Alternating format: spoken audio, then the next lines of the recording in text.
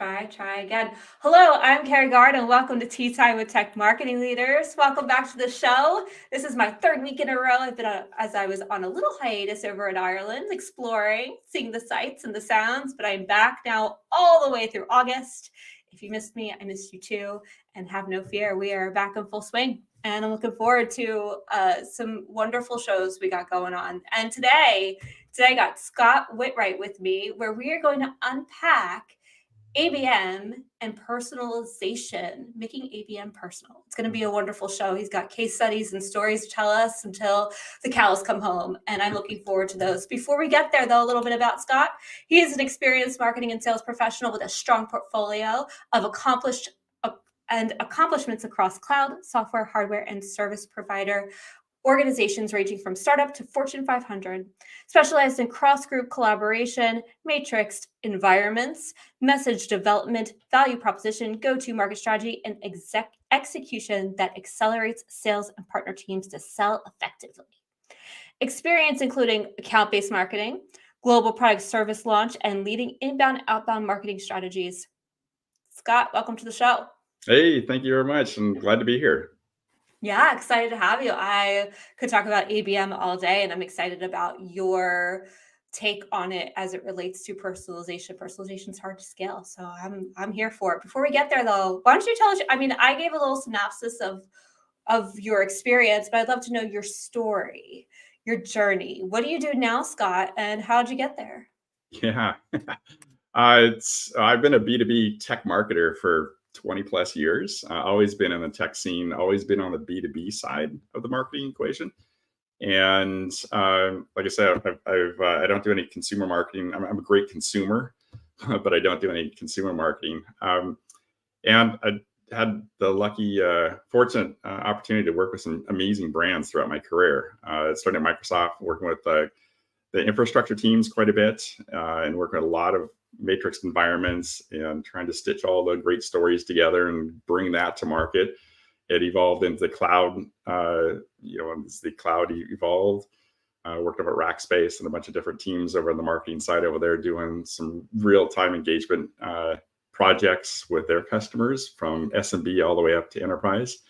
And then Cisco, did some hardware time at Cisco in a couple different stints, and then over at Comcast Business as a solution provider in the tech industry. So marketing, business Ethernet to people and businesses out in the world, the sexy side of infrastructure, if you will. And most recently over at Avid Technologies, working with the strategic account teams over there, and really working with the high-end accounts and the big brands, and helping the strategic teams really get more effective at how they engage with their prospects and their customers together. And throughout all the different roles, it's been really interesting. I didn't really call it account-based marketing back then. As a marketer, we just tried to figure out different ways to engage audiences, and did it a number of different times to figure out what works and what doesn't work. Probably have a lot of those stories that don't work as well. I could fill up some time, but I love the space, love the tech marketing space, and love to share the stories and hear from others as well that are having similar experiences. Well, that's what podcasting is all about. So I'm so excited to have you on the show and to share your 25 plus years of experience. And, especially going back to the Ethernet days, nothing sexier than Ethernet. Yeah, absolutely. So here for that. If you can sell Ethernet, I feel like you can sell anything, right? Yep. And I loved what you're talking about in terms of ABM, because there was a time, it was a very short stint, but there was a time where I referred to it as like elephant hunting, right? It's a terrible term, but it's this idea of, going after the big fish and how you do it in a way that's more targeted. So instead of casting a really wide net, saying, okay, here's the folks that we really want to talk to and what they look like, and let's go have that more personalized experience, which is perfect for today's conversation, because I feel like if you were on those earlier days of ABM, you have a little bit more idea on how to be a bit more strategic about it than, casting the wide net and whittling your way down to the right people. Absolutely. I mean, what I enjoy about the B2B marketing space is it's a team sport, right? And so all a majority of the products and services that I've worked on throughout my career have all been around that solution selling kind of engagement. So not necessarily transactional products standpoint. And so that requires you to have a really solid working relationship with your account teams, number one, and all the other supporting teams that support that account team. And we're all after the same end goal, right? To win new customers, to grow existing customers, and so forth. But it's definitely a team sport. And what I found recently is just over the last number of years is it's when you start introducing real-time engagement data into the conversations with your account teams, you have some really interesting conversations, and you're sharing insights about the account and individuals inside that account with the account teams that may know the accounts really well or may know their territory and prospects really well. But it gives you that level of currency to have those strategic conversations independent of things like campaigns and click-throughs and downloads and all that other stuff that we, I guess, marketers manage, all that stuff. Vanity metrics, right? Exactly. So in my case, it's always 7 to 12 different people involved in the sales cycle that you need to influence in some way, shape, or form. It's probably even higher these days now because budgets are being cut back. But and so trying to figure out, how do I message that to people? How do I get my story, my message into the right hands at the right time? Who could do that for me? Whether it's a salesperson, whether it's the marketer, whether it's the champion inside the account that's bringing you into the account, and so forth. I love those challenges, right? To figure out how that can be done. I think with today's technology, there's a lot of different ways you can approach this, and there's no right or wrong way to do it. It's you just got to do it, right? You learn as you go as you do it. Yeah, there's a lot of avenues to doing it, and finding the right way for your audience in particular is really important, which we're going to unpack in a minute. Before we get there, though, we're diving right on into the weeds. I'm going to pull us way back for a second and talk about, I'd love to know, because we're all human and life is hard, and especially in marketing these days in the B2B sector, especially in SaaS. So for you in particular, in your role, Scott, like, what's hard for you right now? What's a challenge you're currently facing? Yeah, right now, I think every single client and prospective client that I've been talking to over the last probably 6 months to 9 months, it's all about pipeline development, period. Everybody's a salesperson. At the end of the day, you need to think in this kind of mindset and figure out different ways to build up that pipeline, because especially for solution selling, the marketing activities that I do today may not dramatically impact the business until 3 to 6 to 9 months down the road. So you have to build up that funnel pretty considerably with all the different tools that you have at your disposal to identify intent, as the marketer, to be able to bring that story to the account teams. And you might not necessarily get all the data directly from the account team. They're very protective of their respective accounts. They obviously don't want you to spam their accounts with massive emails. But what I found is that not everything is documented well in your CRM. So you got to do a little investigative hunting to get the information from the account teams, from the customer service teams, from the service support teams, and the marketing teams, is try to figure out how to stitch all that stuff together. And so that's the big challenge I think marketing teams have today. Number one, as a marketer, and then how do you translate that into business outcomes that the business owns and knows and feels comfortable with, right? They don't really care about MQLs, SQLs, or how many times things have been downloaded. It's is this moving the needle? Are we moving in the right direction? Are my account teams getting smarter? Can they fish for themselves? And so that's kind of what I'm seeing right now. The budgets have been, from the accounts and customers I've been talking to over the last 9 to 12 months or so, they were cut last year. They're getting cut again. So it's that whole concept of trying to do more with less is very challenging for a lot of people. And let's face it, everybody's MarTech stack is different, right? And that's a super big challenge for a lot of people. In terms of those are definitely challenges everybody's facing. For you in particular, what would you say is sort of at the top of, out of all those issues, what's sort of your the one thing that I hate this saying, but here it is, the one thing of those that's sort of keeping you up at night? Yeah, it's the pipeline development activities. It Yeah. really is. It's trying to figure out different ways. What can we do without investing a lot of time and energy to reach out to different audiences? So as a marketer, you need to get very creative on how you think about your story and how you're going to tell it to different audiences. And what is interesting, all these big trends that are happening in the tech space, AI being one of them for the last couple of quarters now, has been really interesting because you can have an AI conversation with just about anybody in any industry at any level that you want.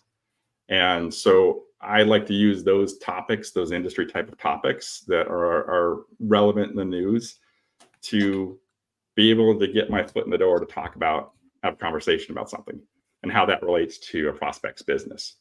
Right. So we're going to go into election season coming up pretty soon, or I guess it's starting tonight or so here in the US. And whether you like it or not, it's going to be dramatically different with AI, right, over the last since previous ones. And so I find that fairly interesting. And there's different ways you can introduce some of those topics to get people talking. And that's what I enjoy doing with my clients. AI is definitely a hot topic, and everybody's incorporating it into their business. I mean, I think you have to, and I'm curious. I have a lot of questions around that when it comes to personalization, and we'll get there. We're going right for the weeds here. We gotta pull up. Set the stage. I think everybody's having the same pipeline development issues, and I feel like there's a disconnect between, and this could be a whole show in and of itself, Scott. We don't have that kind of time, but just sort of planting the seed as we continue to have this conversation of, there seems to be a disconnect between how marketing functions today versus how it used to, right? With lead gen, where it kind of was a faucet, especially paid media was kind of a faucet. You could turn it on, you knew what your cost per lead was, you could pump out a bunch of leads, and then your sales team could follow up with them and then weed through to the ones that were ready to buy. And those days are gone. And I feel like as marketers, we get it and we've caught up and we know that now. And we know that the marketing cycle, as you said, is 9 months plus, really in the 18-month mark before you see that pipeline really fulfill itself from all the activity that we're doing. And you got to do a lot more activity. It's not just one thing. It's like got to create the cyclone around your audience, and move them through all the different things to capture them when they're ready to buy, because they're never ready until they say they're ready. And you got to capture them when you got to know when they're raising their hand, like you mentioned, from intent, and you got to be there at that exact moment in all that noise. And it's a tough job we have. And I feel like we're all finally there. It's taken us a bit to sort of catch up with the buyer. And now we got to help our leadership team catch up along with us. Of like, got to re-educate here. I know how it used to work. Yeah. Yeah, no, absolutely. I think it's the challenges with the tech stack of being able to get access to that real-time data, because no sales team that I've ever met is going to wait for my campaign report at the end of the month or at the end of the quarter, right? They really don't care. And if you're working in a large company, you've got lots of products and services or SKUs or whatever, most reps probably only care about the top 20% of those products that are actually making them money. All the rest is noise, right? So a lot of times at the strategic level, we spend a lot of times as acting as a buffer for all the noise. And marketing can think a little bit differently about the ability to package up the information that comes out of corporate marketing teams, that comes out of regional marketing teams, that comes out of individual product teams, and then the industry content that's available about your product or service or so forth. So all of that is noise when thrown at a prospect. Okay. So marketing has a really interesting role where they can package all this stuff together and act as that buffer, that gatekeeper, and say, hey, I'm consuming all this. I'm going to consume all this different great content from all these different sources. And I'm going to package it in such a manner that the account team can understand and pick and choose the type of campaigns or activities they would like to share with their prospects or their target accounts when they feel it's relevant in the context of their conversations. That's the challenge that a lot of marketers have, because just because we're launching a product in a month from now doesn't necessarily mean all my partners or all my customers are ready for that individual product. And so a lot of my time at the strategic account level has been figuring out different ways to be able to package that in a consumable digital package that account teams can go use and share consistently across when they're prospecting, and really buffer them from all the 80% of noise that's out there. And that's a big challenge with some of the standard off-the-shelf type tools. I think what's nice about the tool sets that are coming out these days and all these web services, we did a lot of this at Rackspace when I was there. We were consuming a lot of web services, and it was very turnkey to do a lot of different activities and try out a lot of different ways to engage audiences with their message and the content, and then turn those insights back to the account teams or to the customer service teams or to the other teams that are working with that account, because everybody's supposed to be on the same ship working to move that account forward, regardless of whatever you're doing. You may not own everything in that value chain, but you have to be aware of what's happening in that value chain. And that's the big thing, is trying to consolidate all that data sets. In terms of, I just want to get the lay of the land from a team perspective, because you've thrown out a couple terms here, and I want to make sure that we're all seeing it through your lens. So you have your strategic team. Is that primarily sales? Is that leadership? Break down what you mean by strategic team for me, and then we'll talk about the account team. Yeah, so I work a lot with the kind of the upper mid-market and kind of enterprise accounts. They all have alliance programs. Typically, these are dedicated account team members that own a very specific account or a large account. From that standpoint, a lot of times they're very self-sufficient. It's all a lot of relationship-based, so forth. The next tier down, when you start looking at those sales reps that have the one to few accounts that they're responsible for, they need to be able to replicate in a kind of very strategic fashion a very consistent approach to engage their prospects and their accounts, and do it at a scale that is consistent with how they want to engage with their accounts. So I spent a lot of time working with the account teams to say, look, here's how we can pull things together for you. Here's how we can do our campaigns and activities and different type of engagements, because there's no one marketing asset that's going to make the sale, right? There's no one event that they go to, or there's no one webinar or data sheet or whatever it is, video from that standpoint. It's the aggregate. And so I help them kind of pull together those things that they think are important for engaging those different accounts. And then we watch that engagement over time with these accounts, because the customers customers think in real time, right? But they may only think about your product at that last stage when they're 70% of the way through the buying cycle, when they want to talk to somebody. So it's our job as marketers and working with sales reps, and I believe to be able to help them surface that intent signals, use it in their conversations as they plan their next step of moving that prospect down the pipeline. And that's where the science kind of comes into play, right? With the different data sets and different activities that you try to be able to get people to get engagement from you, from your, whether it's the support team, whether it's the customer success team, the account team, marketing team, whatever, right? It's all of that together. Yes.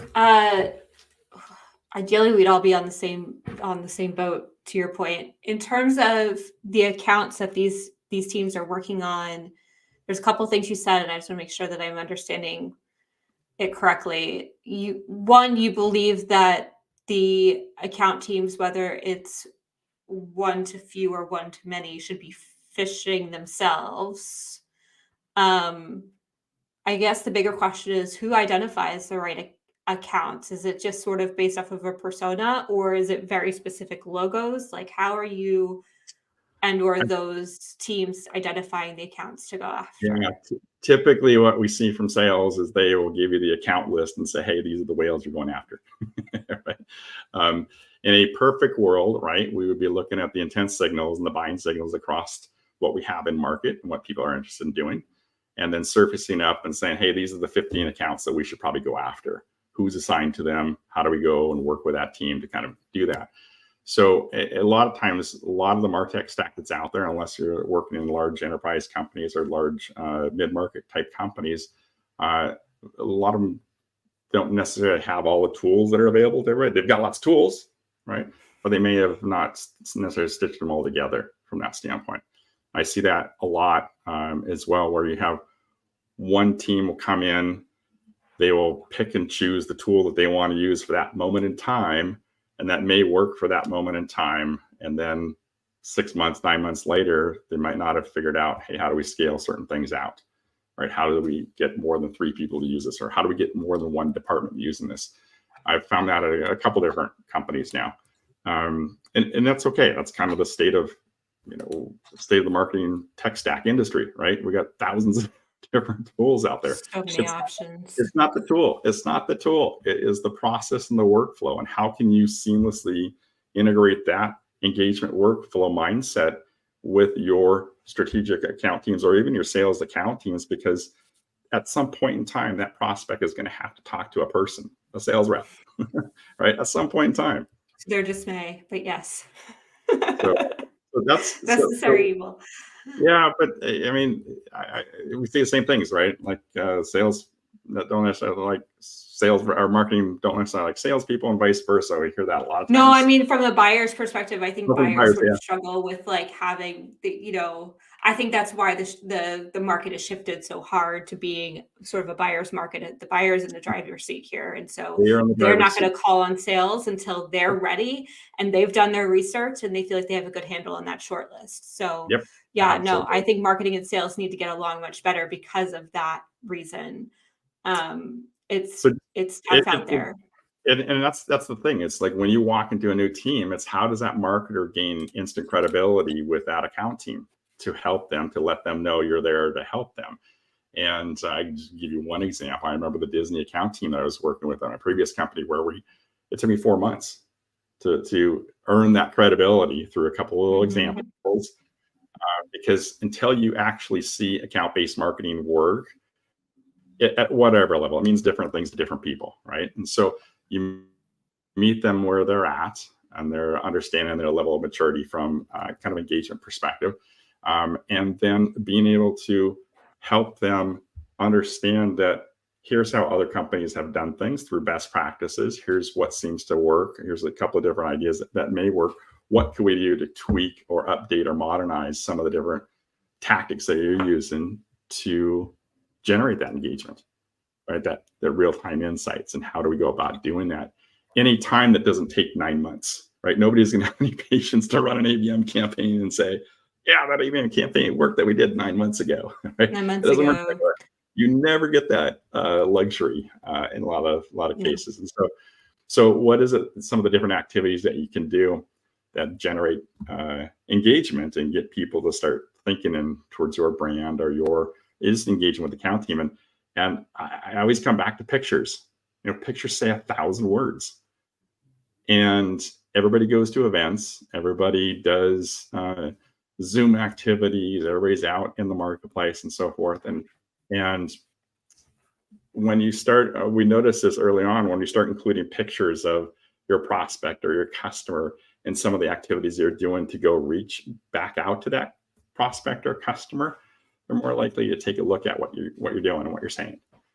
And so events that, I've done a couple of these executive events where you don't have any collateral, no branding. It's strictly the relationship building aspect, but you'd hire a professional photographer and take some really awesome, good, solid quality photos of people having a good time, enjoying the conversation, right? And it's that feeling that you want to elicit with those imagery that starts building those bridges from a personalization perspective.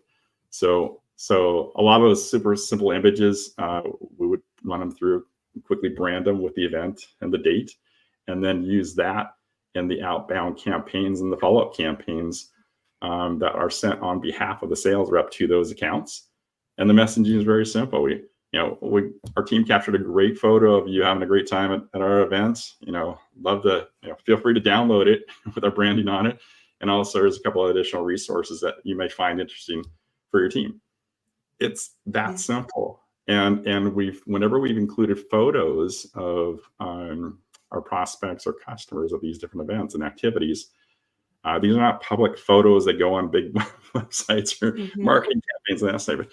No, these are very personalized activities that we would do with the account teams, so they can reach back out and have that as a way to start the conversation beyond just, hey, we met you. Here's the thank you email. Here's the asset you need to download of what we talked about.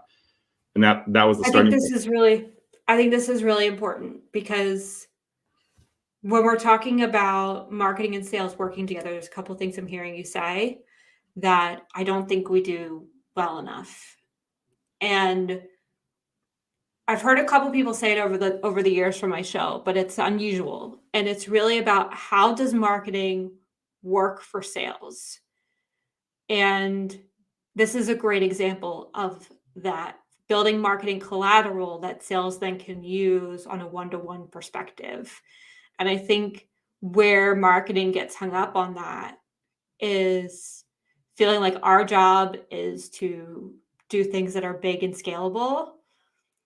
And this doesn't feel like that. But it is, because when you're whale hunting or you're looking for those big accounts, it's not about many. It's about impacting those very few in such an intentional way. And what a beautiful way to do that, through images. I also want to say that there's a trend happening right now that I find, I don't know, maybe, the audience can weigh in on this, either with us, if you're here with us right now, or asynchronously. But I'm seeing a lot of people use images of their audience from a marketing standpoint.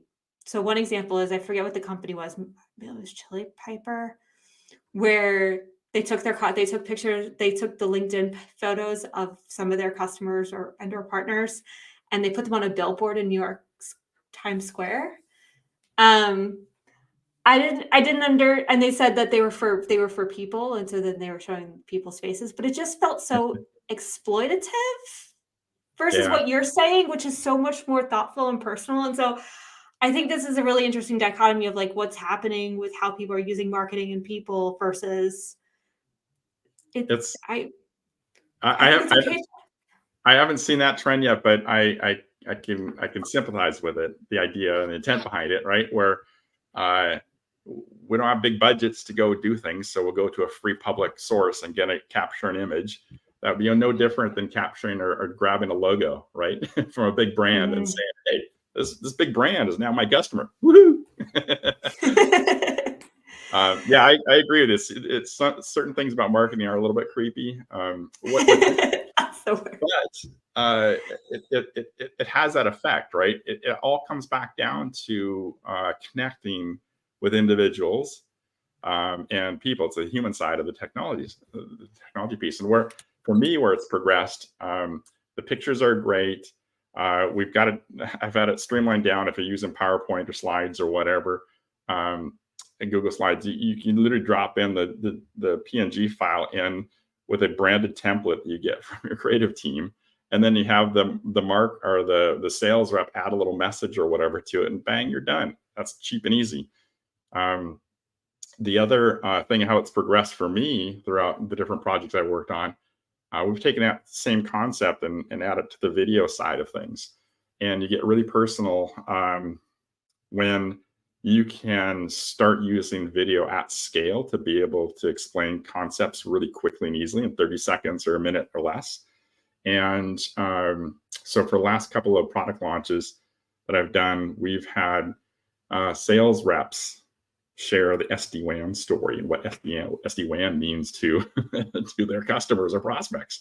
And we'll capture it on an iPhone video because the quality is actually pretty good and nobody expects to have polish, right? And it's coming from an account person who actually has an interest in that account, right?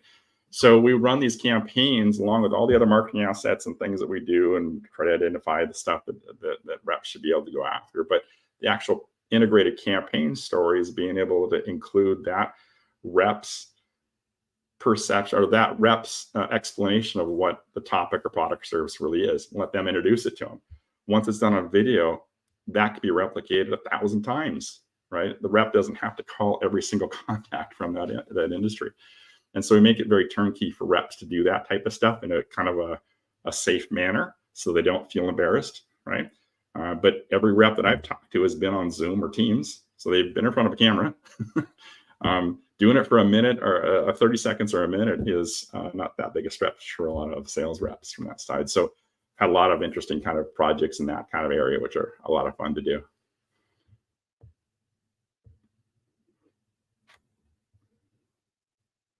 I think the nice thing about that is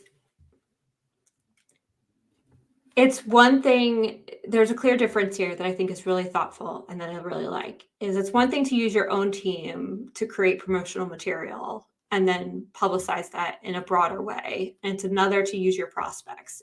It's one thing to use a logo to say, hey, we have a new customer and here's their logo. It's another thing to use their face. Mm-hmm. And I really just love, I know I'm harping a bit, but I just think it's something so thoughtful to have an event, take really lovely photos, and not immediately blast them all over the internet, but like send it to them as a personalized message to say, really loved having you. We had a wonderful time chatting. It sounds like you had a great time too.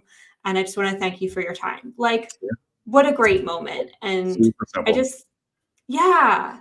And I just think that intention and that personalization and the thoughtfulness without trying to figure out how to market the thing to death is just something we can get back to. And I just think that's a lovely thought. And video, now that video is so big, I think there's a great way to incorporate video in that as well. So the flip side to that, here's a funny story. And and for those infrastructure partners that I worked with in my advisory board back in my Microsoft days, they'll love this as well. I had an advisory council meeting one year, and I wanted to capture all these awesome partner stories from their experience in the field and so forth. So I set up an extra room in this conference room setting. I brought in a camera, a little bit more high value production from that standpoint, and recorded them answering a number of questions about what they're doing from a prospecting perspective. And it was awesome. First time we ever done that, right? Everybody loved it. That was part of the production process. We packaged them all together. I got the final digital assets from the vendor itself, took them to my team and executives. And within the first 30 seconds of showing the videos, the question was, one, are all the videos like this? And number two, how come they look like terrorist videos? Because of the lighting, the room that we're in, it was really stark video. And it didn't have that polish at that point in time, right? Of high value production and so forth. So I had to go back to the drawing board. But the intent was there, right? The idea was there is to package up the story. They weren't for mass distribution. They were literally, now this is totally going to date me, but we were going to package them up as a gift for all the members of the advisory board. We put them on a Microsoft Zoom, if you remember those things. Oh, wow. Yes. And so the 3 people or so that are listening to this from my advisory board in those days are probably cracking up right now because they were a part of it. So thanks for going along with the journey with me. I love that. Yeah, but I think now we can get away. I love what you were saying earlier about, when you had your AEs do some videos where they weren't polished and they were very real. And I think there's definitely a time and place for that to bring that authenticity, right? Yeah. So there's this, again, it's this lovely dichotomy of like doing something a bit more raw and a bit more authentic with your internal team to like show that you're real honest people who are like just trying to get through their lives just as everybody else. And then there's this really lovely thing to do. Yeah, we're all real people, right? And then to do this really lovely thing that is a bit more polished and a little bit more high quality with professionals to then give a gift to your audience, right? It's a balance, right? Yeah. And definitely obviously influenced by the budget you have. All right. So I didn't have much budget, and that's what we get for that level of budget at that moment of time, which is, I was pretty excited about that. So a funny thing is we did a high value production. I remember we did one at Rackspace where there was a challenge we were trying to solve around the account handoffs. So at one point in time, we're doing this great white glove treatment for every single customer that was coming through a certain program that we had at the time. And the first 60 days was a white glove treatment. you were top notch. We're giving you everything we could give you to make you successful and so forth. On day 61, though, it was slightly different. And when that transition happened from day 60 to day 61, right there, it was account team changed. You didn't get the white glove treatment and a bunch of other things as well that were kind of missing. And the expectation was kind of a letdown after 60 days of awesomeness, right? So I ended up working with about 6 different account reps, and we recorded them in-house video production, having them just introduce themselves in a 1-minute video of saying, hey, I'm so-and-so. I'm now going to be taking over your account. Here's what I love about this account and why, and here's a little bit about me within less than a minute. I did it in 3 different languages, 6 in English, 1 in Portuguese, and 1 in Spanish. And those videos then were part of an outbound campaign that was automatically triggered when the account happened right around that kind of 58, 59 day period. Then the account was going to be transitioned over to a different team. And what we saw was over 200% engagement with that. And within the first about 36 to 48 hours, we had the customer on the phone with the new account team, scheduled meetings and so forth from that standpoint. So it was a nice, easy transition to something that they didn't have the day-to-day hand-holding kind of experience, but they were still going to get a level of engagement with the company, even though they were moving on and progressing in their journey with our products and services at the time. So that one was, again, another use of video, because nobody has time to read things, right? Mm-hmm. They don't want to look at slides. They don't want to look at. They get to see the person's face and they get to know who they're going to be working with. And it's just this level of like trust that's built through that. There's so many ways to do that these days too, now with technology and, Loom and Zoom are great, easy ways to just fire them up and send a quick note and every drop them an email and off you go. Every account team should be using stuff like that, because it is. Sorry, I just realized Google actually has a video button now. Oh, okay. In Gmail. I don't know if you use Gmail or if you're in Teams, but yeah, so Google actually just added this where there's a button at the top and you can send a video right in the email. So wow, that just got a whole lot easier to do a quick introduction. It's video. Definitely. I think this generation and people are getting used to that, and I think they can forgive a lot of the non-produced type of marketing assets that we do. Yeah. The asynchronous. I also find just again, that was just like one tactic, right? With email campaigns and things. What I've noticed, and it's been very effective, prospecting and going deeper into existing accounts as well. So a lot of the accounts that I work with, like Walt Disney, for example, has 192 different subsidiaries globally. And we were talking to, I think, about 14 subsidiaries on a regular basis with the account team that we had. And the intent was to say, how can we go deeper? How can we start using what we have and go deeper into other different subsidiaries and things? And so it's definitely a prospecting kind of exercise.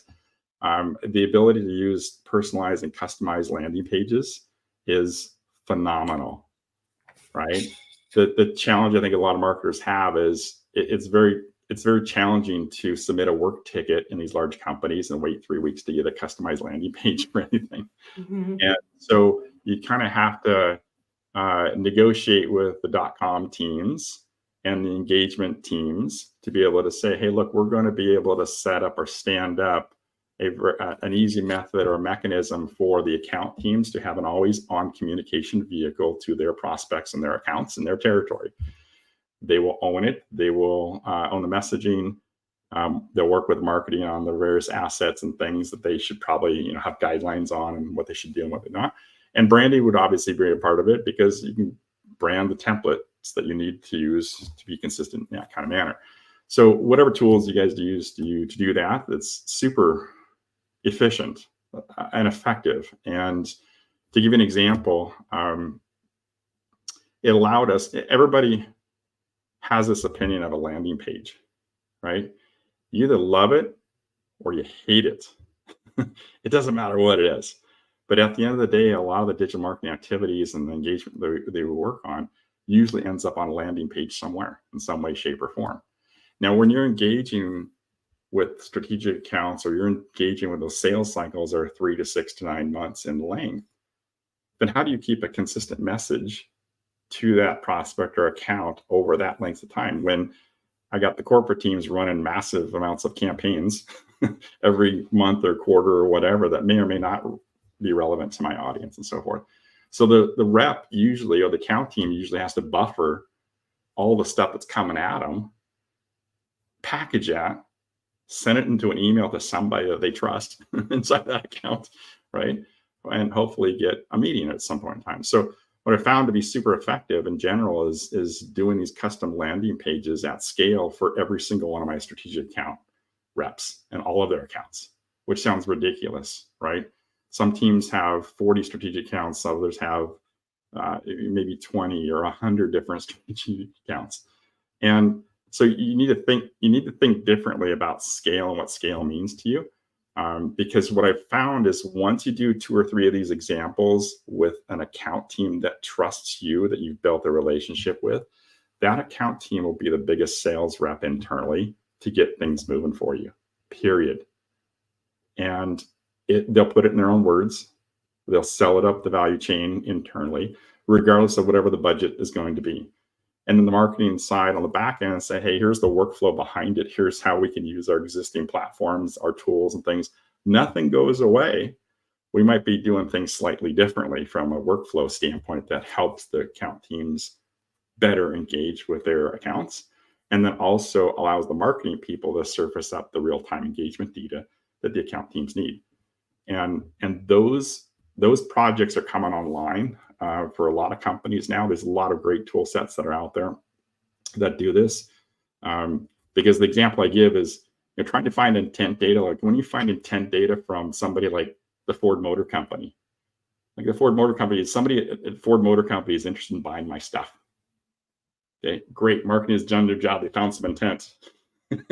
So let's flip it over to the SDR team or the sales development team or BDR team to go find out who in Ford Motor Company is interested in buying my stuff. So they work their little magic and they'll qualify it further and they'll flip it over to the sales account team and say, hey, I think I found John Doe in Ford that is interested in buying a product from you. Go call them. They're a hot lead. Go, go, go. Go, go, go. Team's on. Game on. I think what's so interesting about a landing page is how measurable it is. And same with email. I mean, obviously email is super measurable too, but in terms of that further engagement, one of the things you talked about early on in the conversation was using data almost as a currency with your account teams to be able to help them see how things are moving, and getting information to them of like what accounts are clearly doing research right now or are interested. Yep. So help me see sort of those key metrics that you're looking at. I know we're talking about pipeline development at the end of the day, and that's ultimately the goal. But what metrics are you? I'd love to say we use pipeline. We can't use pipeline development until it's developed, though. So with the AEs, how are you? What are those metrics you're using to? Yeah. And most marketers, see the bigger picture. Most marketers don't usually have a quota, right? Like a rep or account team does. So unless you're a revenue marketer, or you might have some portion of the account, revenue account for your team or your territory or whatever. But what I like to look at from an engagement perspective and metrics that I use there specifically, there's account engagement, which is the number of accounts in my territory. Of that number, how many people are, just at a broad brush, how many of those different people from any one of those accounts are engaged? That gives me kind of a rough breadth kind of a number itself there. And then a depth metric. What does engaged mean though? Is that just a business website? Is that an email open? It's just any activity. So what data can you pull together today from your own existing systems, right? Is that an email open? Is that a campaign that somebody clicked through? Even at the account level, I don't necessarily need to know the individual at that point in time. But you look at the standard kind of marketing tactics, right?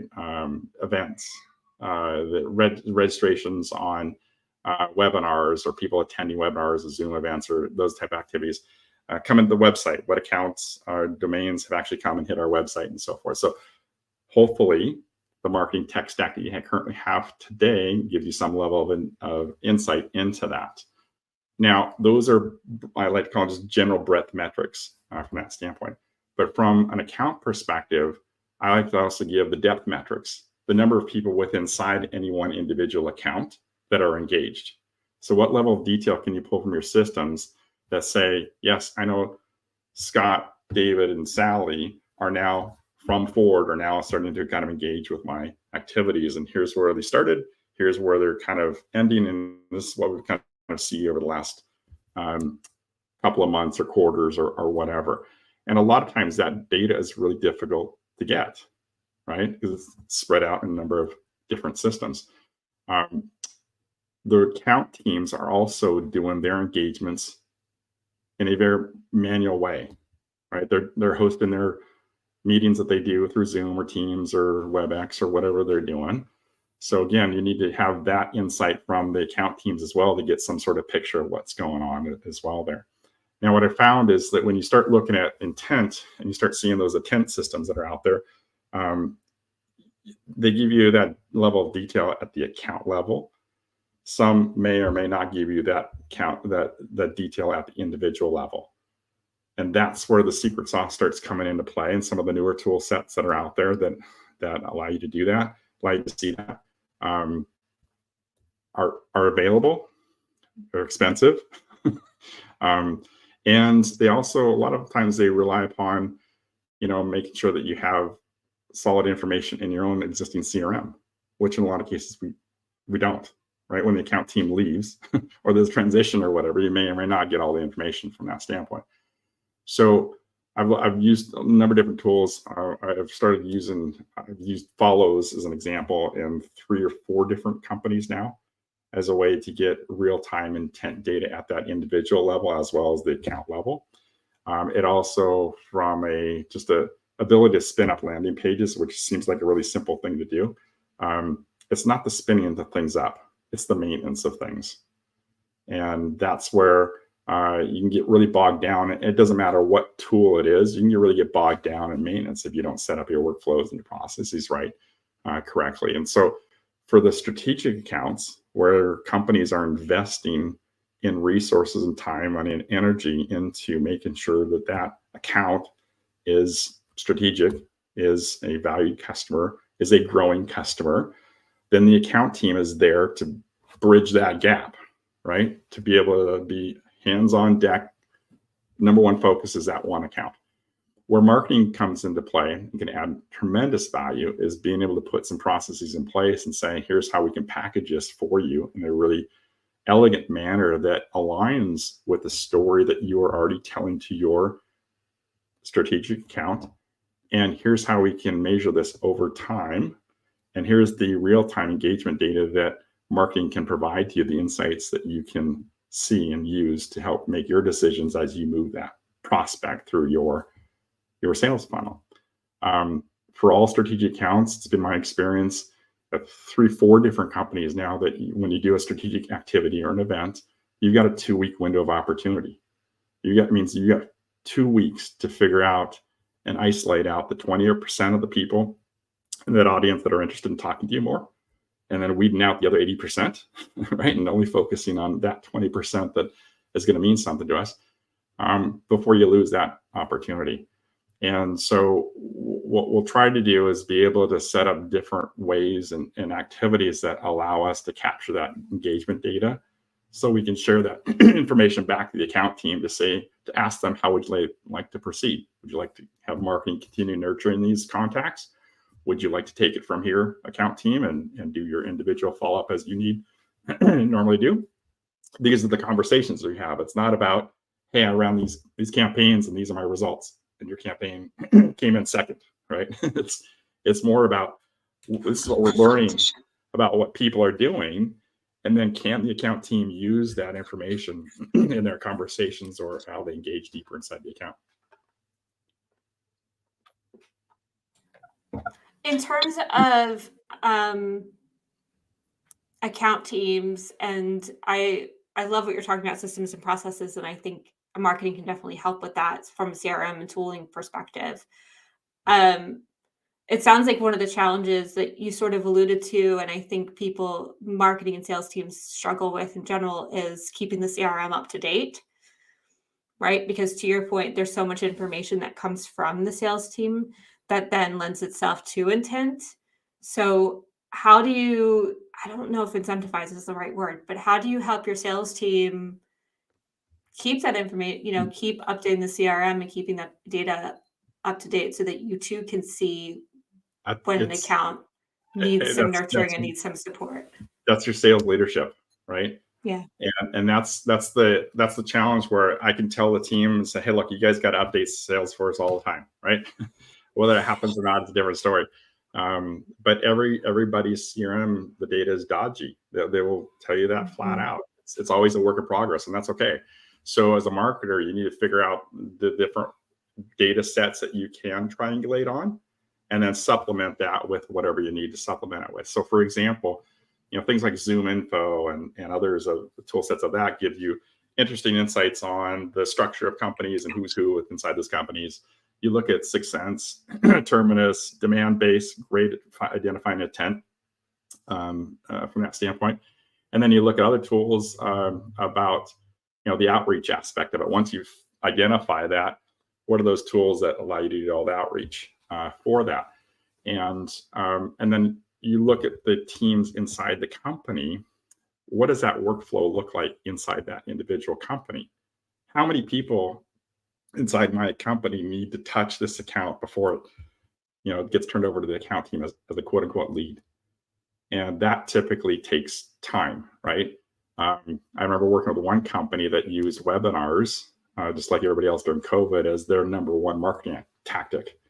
And they did that because they were able to immediately identify a company name and the individual from an intent. And if you're going to spend that much time, great. The downside of it was they didn't put that rule in to remove all of the non-business accounts, the Gmails of the world, the Outlooks, the Yahoo email addresses, and so forth. So as that triangulation became challenging until we started putting those rules in for them. And what I like about taking a completely different approach is there's a lot of tool sets that are out there that you could use for free to get the point across, right? And if I was working a strategic account team now today, I would obviously take my guidance and direction from the corporate teams, but I have a responsibility to make sure that account is happy and working and flowing the way we want it to flow from that standpoint. So I would definitely go out and use the different activities to figure out what makes my team, how can my team be more efficient at servicing this particular account. And that's, again, those are all different account-based principles. A lot of sales reps are doing this today, whether marketing knows about it or not. They're all hosting their own custom meetings. A lot of them are hosting their own custom events and activities that marketing may or may not be aware of. They call it sales, right? That's engagement. And they typically leave the marketer out of that because it's a sales activity at that point, and marketing probably doesn't necessarily need to be involved. But as a marketer, you need to see the full cycle, whether you want it or not. And that's how you can add value. I love that. I like that when we're talking about so much activity happening, there's clear marketing activities and there's clear sales activities, and sometimes sales activities feel like marketing activities. But when we're talking about the personalization piece, everything I feel like I've heard you say through the stories you've told comes back to sales. And so there's marketing campaigns and projects we can do to help sales from a personalization standpoint, but it's not our job to get that in the hands of the customer. That's sales job if you're trying to personalize it. It can be a couple different ways, right? And I've done it both ways, right? We've tried to run personalized campaigns at scale to do all this great rules-based information, to do dynamic emails, all that kind of stuff. It just takes one of those to go bad to make a sour impact on your account team. And so, for example, you can test the validity of your partnership with sales if you just ask them one question right up front. would you allow me to send an email to your customer on your behalf? Yes or no? And if you got On a your lot behalf. of, the response you're going to get is, I'm not sure about that. This is my account. I own these the executives. I better do that for you. So it's a quick litmus test. You can talk to any account team, and they're all going to give you a very similar reaction to that until they see an example of you working with that account team and doing this. And so, for example, there's the corporate marketing programs and the campaigns that go out there, maybe regional or localized campaigns as well there. But you could take that content and demonstrate a personalized campaign targeted to that account to generate the feedback and data and response by doing that on behalf of the account team or the account owner itself there. You have to walk them through that story and show them how it will not fail. And the intent there is to show them this is the real-time engagement data that I will see that I can share back to you and your account team, and how we can move this prospect along their journey. To give you an idea, when you put this into practice, I was working with the corporate marketing teams in our previous company, and they'd be doing maybe 2 or 3 major campaigns every quarter, maybe 2 or 3 major campaigns every 6 months or so. I was running 5 to 10 different account campaigns into my accounts every week. And these are not big, grandiose campaigns that go to thousands of people with inside of a Ford Motor Company or Disney or something like that. These are very targeted campaigns to groups of people that meet our ideal customer profile, that we have some idea that may be interested in our solution based on the intent signals that we're seeing. But then we run the campaign on behalf of somebody from that account team into that account.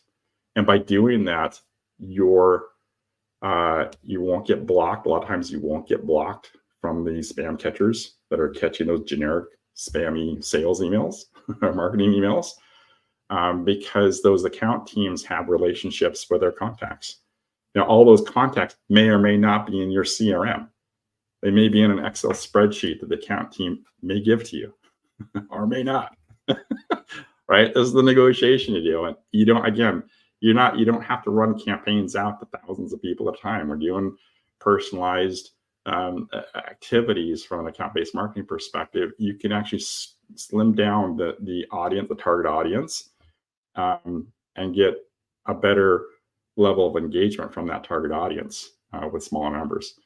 And that's the flip side of it, that I found that once you're able to produce the real-time engagement data from those minimum of 2 weeks or whatever the date turnaround time you negotiate with sales there, that's the level of credibility that you're going to earn with that account team. And I think that's, once you do that a couple of times, then you'll see, hey, we get it. You're going to run customer success type programs or campaigns with the customer success person. It's going to be an email campaign through them to their audience they know, with instructions to share it with other people we did not catch. Right? So that's how it goes viral. And that's kind of the fun stuff on the marketing side. And if you got that tool set, it allows you to see that, then there's some really interesting insights that you can generate from that. No, I love that. I think that's, again, coming back to that relationship you build with sales, the trust you build with sales to ultimately build trust with the prospect and potential customers, all through just wanting to support them and asking them the right questions and taking the time. It takes time. I know we all need to move fast. I know that everybody needs leads like yesterday. And I also know that if you take the time up front, you actually get the results faster on the back end. It's just asking everybody to cool their heels and it's going to be okay. And we're all in this together and we got this. Like, and I think yeah, the fun thing too is these are not massively polished corporate marketing emails. These are emails that could be just simply text-based emails that are a quick hit and done. And that's what people expect from salespeople, or that's what people expect from other people that are already engaged in some of these audiences and that you're trying to do outreach to. And so I think that's the marketer's job is to figure out different ways to be able to work with those account teams to become that valued member of that team that shares your discipline with those that may or may not have that kind of background or expertise. And that's I think that's a fun partnership. Agreed. I'm so grateful, Scott. Thank you so much for sharing your journey with us, for sharing how to personalize ABM in such an intentional, customer-first way, and giving us some new tools in our toolbox of how to partner with sales with so much intention in helping them, be able to essentially do their jobs. I don't want to say better, but like we want to package things up for you. We want to help you write the messaging. We want to be there for you and creating a little bit of system and process to take some stuff off your plate. Like that's what this is coming up for me. And I just really appreciate you sharing that with us. Where can people find you? How can they learn more? Yeah, no, absolutely. LinkedIn. If somebody goes to LinkedIn, just hits me up on LinkedIn. Happy to walk through a number of different case studies offline with anybody. And you're free 30-minute consulting if you want that, or if you just want to chat about marketing in general. Happy to share stories with you. Love it. LinkedIn, it's where we all hang out. Yep. Yeah, love it. Scott, before we go, you're more than a marketer. You're a human. You're human too. It's 2024. Summer has finally arrived. Good and bad. But with the last half of the year here, what are you personally most looking forward to? Getting over the sunburn that I just got. I spent 2 weeks in Orlando at the start of our summer, the first time ever for us. But little daughter was in a workshop at Disney for one of her dance teams and things. They had an opportunity to present down there. So we went down there. And while it was super smoking hot in Philadelphia, it was extremely hot in Orlando. And I ended up getting sunburned the last day. So everything else is cake this summer. I've got the sunburn done and out of the way. And the first burn of the year. Yep. Check that off my list there. But no, we're going to spend some time at the shore coming up in a couple of weeks, and then we'll make another trip back out to the Seattle area where a lot of my family is. So that'll be our summer for us. What shore do you go to? Rehoboth Beach areas where the family goes to, and then the day trips we will go to over there on the Jersey Shore. Nice. My husband and I got married in Ocean City, New Jersey. So and my grandmother lived down there, and we went there every summer. So it's near and dear. The Jersey Shore. I know it gets a bad rap, but it's a a child's dream. Absolutely. So yeah, I love just do a lot of swimming, whatever we can do, just to kind of keep that. I love it. Well, wear that sunscreen. Stay cool and have a wonderful summer. And thank you so much. I really appreciate your time. If you like this episode, please like, subscribe, and share. This episode was brought to you by MKG Marketing, the digital marketing agency that helps cybersecurity and complex brands get found via SEO and digital ads. It's hosted by me, Carrie Garden, CEO of MKG Marketing. And if you'd like to be a guest, hit me up. I'd love to have you on the show. Thank you so much, Scott. This was such a joy. Thanks, Carrie.